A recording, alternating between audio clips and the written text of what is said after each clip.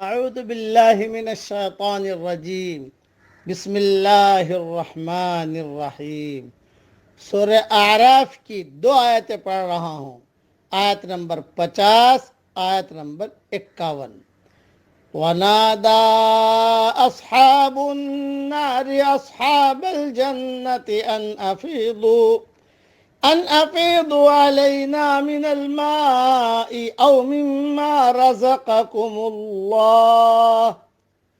اور دوزخ کے لوگ جنت والوں کو پکاریں گے کہ کچھ پانی ہم پر بھی ڈال دو، یا اس میں سے جو رزق اللہ نے تمہیں دے رکھا ہے۔ قالوا ان اللہ حرمہما علی الکافرین، وہ کہیں گے کہ اللہ نے ان دونوں چیزوں کو بے ایمانوں کے لیے حرام کر دیا ہے۔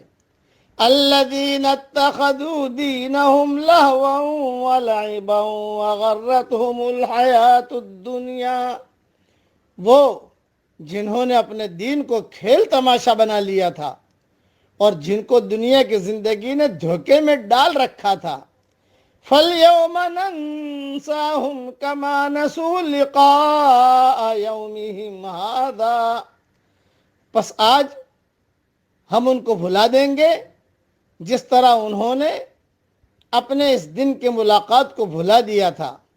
وَمَا كَانُوا بِآيَاتِنَا يَجْحَدُونَ، اور جیسا کہ وہ ہماری نشانیوں کا انکار کرتے رہے۔ مختصر اس کی تفصیل اور تشریح سنیے۔ ایک حدیث سنا دیتا ہوں۔ حدیث شریف میں آتا ہے، قیامت والے دن اللہ تعالیٰ اس قسم کے بندے سے کہے گا، کیا میں نے تجھے بیوی بچے نہیں دیے تھے؟ تجھے عزت اور اکرام سے نہیں نوازا تھا؟ کیا اونٹ اور گھوڑے تیرے تابع نہیں کر دیے تھے؟ اور کیا تو سرداری کرتے ہوئے لوگوں سے چنگی وصول نہیں کرتا تھا؟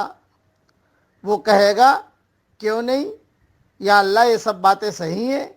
اللہ تعالیٰ اس سے پوچھے گا، کیا تو میری ملاقات کا یقین رکھتا تھا؟ وہ کہے گا نہیں۔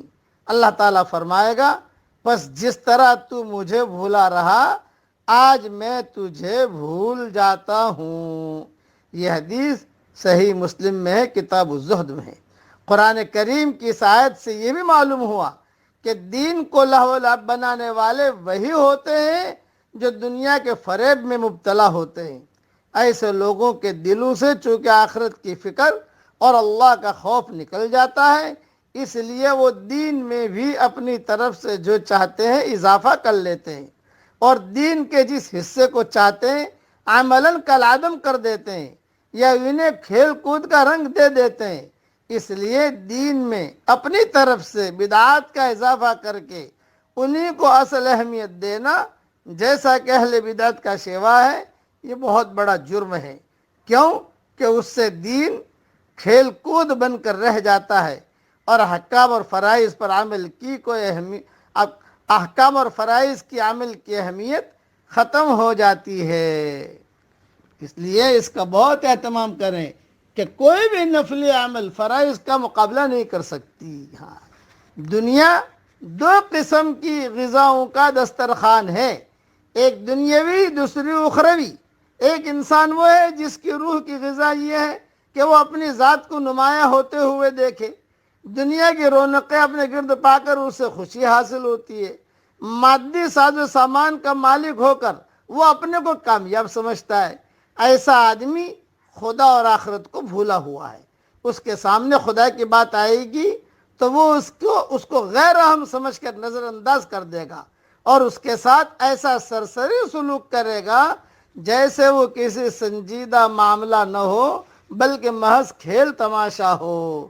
جب وہ تمام چیزیں آدمی کا ساتھ چھوڑ دیں گی جن کو دنیا میں وہ اپنا سہارا بنائے ہوئے تھا، تو وہ چاہے گا کہ دنیا میں اسے دوبارہ بھیج دیا جائے تاکہ وہ صحیح زندگی گزارے، مگر زندگی کا یہ موقع کسی کو دوبارہ ملنے والا نہیں۔ اللہ تعالی ہم سب کو قدر کرنے کی توفیق عطا فرمائے۔ اب نیکی کر لیجئے۔ ربنا اغفر لی ولوالدی وللمؤمنین یوم یقوم الحساب۔ اللہ تعالی ہم سب سے راضی ہو جائے، آمین۔ وآخر دعوانا ان الحمد للہ رب العالمین۔